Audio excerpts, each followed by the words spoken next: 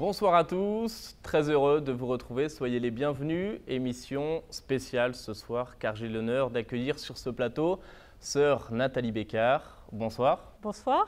Vous êtes responsable de la pastorale des jeunes pour la conférence des évêques de France. Donc pendant de nombreuses années, vous avez travaillé aux côtés des jeunes. Première question donc, à leur côté pendant toutes ces années, qu'est-ce que vous avez appris ? Alors j'ai beaucoup appris parce que je crois que les jeunes, ils sont particulièrement porteurs du monde d'aujourd'hui qui est en train de changer et de ce qui est en train de se décider pour l'avenir. Et moi, ma première attitude, je pense qu'on a besoin beaucoup de les écouter. Et ils m'ont fait changer, ils m'ont fait bouger. Voilà, ce que je peux dire aujourd'hui, il y a beaucoup de choses, je n'aurais pas dit la même chose il y a 10 ans, il y a 15 ans. J'ai notamment appris et reçu beaucoup d'énergie, d'enthousiasme, de dynamisme de leur part et appris qu'il faut permettre à tous d'être vraiment participants. Voilà, je crois que la génération actuelle, elle a vraiment envie de faire bouger le monde, de s'investir et d'être acteur dans le monde et dans l'Église. Dans quelques mois, en octobre prochain, à Rome, au Vatican, un synode est convoqué sur les jeunes, et plus précisément sur les jeunes et les vocations. Est-ce qu'il était temps de mettre le cap sur cette question des jeunes dans l'Église ?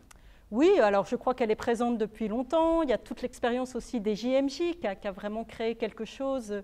Mais on s'aperçoit, et d'ailleurs dans sa première exhortation apostolique, Evangelii Gaudium, le pape François, au paragraphe 105, fait le constat. Il dit « La pastorale de la jeunesse a beaucoup souffert des changements sociaux et nos structures habituelles ne répondent plus aux besoins des jeunes. Il nous coûte à nous les adultes de prendre le temps de les écouter, voilà, d'apprendre leur langage. » Et je crois que ce synode, il vient vraiment répondre à ce constat qui est fait par le pape François, mais par beaucoup d'entre nous, parce que dans bien des cas, l'Église est loin des jeunes. Voilà.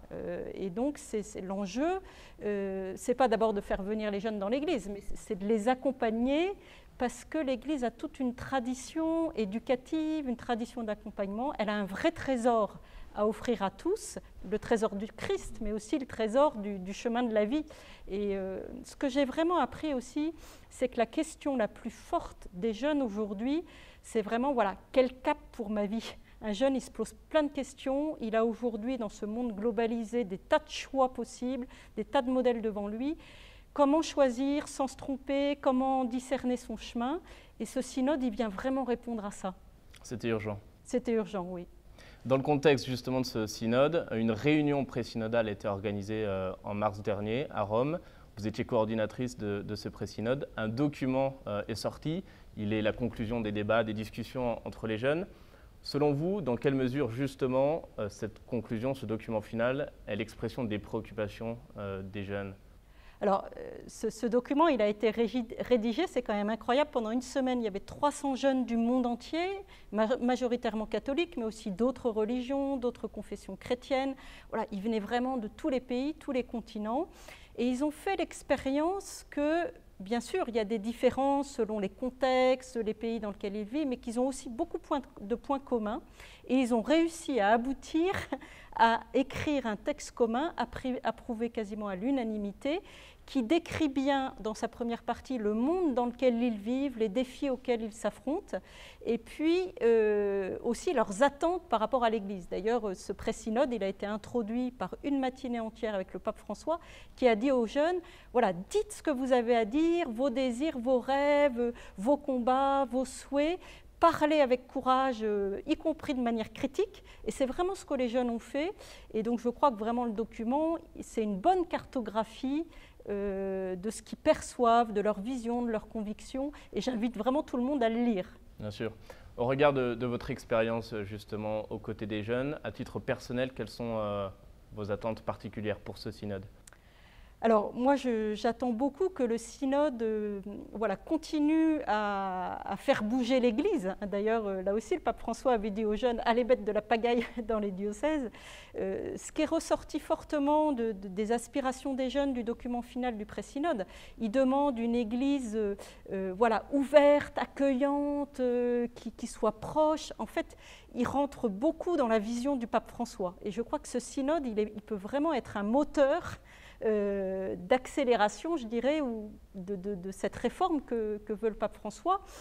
qui est vraiment, dont le but final est pour le monde. Voilà, donc moi, les plus grands fruits que j'attends pour le synode, c'est des fruits pour bâtir un monde de paix, de fraternité, et pour aider les jeunes, à travers tout l'accompagnement que l'Église peut faire, à s'engager davantage au service des autres. En fait, c'est ça la clé, je crois, et que le pape François porte avec toute l'Église. Dernière question pour conclure, sœur Nathalie. Les jeunes attendent beaucoup de l'Église. Selon vous, comment est-ce que l'Église doit parler aux jeunes d'aujourd'hui? Alors, c'est le travail en fait que l'Église fait depuis 20 siècles. Elle doit s'inculturer, apprendre les codes et les langages des jeunes. On est ici au Canada, voilà, il faut parler la langue de ceux à qui on s'adresse pour leur annoncer l'Évangile. Et c'est ce que l'Église a toujours fait. Et on est dans une phase actuelle, c'est ça qui est passionnant, mais qui est aussi peut-être très déroutant pour l'Église, mais comme pour toutes les institutions. On est dans un monde qui est en train de bouger très très vite, dans une période de transformation extrêmement forte, qui met à mal toutes les institutions. Et l'Église, comme les autres, doit voilà, renouveler, non pas je dirais les fondamentaux de la foi, ils sont les mêmes, mais arriver à les déployer et à les annoncer dans les langages actuels des jeunes et dans cette culture que j'appelle post-moderne numérique, qui est la culture dans laquelle baignent les jeunes. L'esprit souffle là, et je crois que l'esprit nous précède. Merci beaucoup, sœur Nathalie Bécard, d'être venue nous voir et de nous avoir partagé votre expérience. Je vous remercie beaucoup de votre fidélité. Merci de nous avoir suivis. Je vous souhaite une agréable fin de soirée. À très bientôt.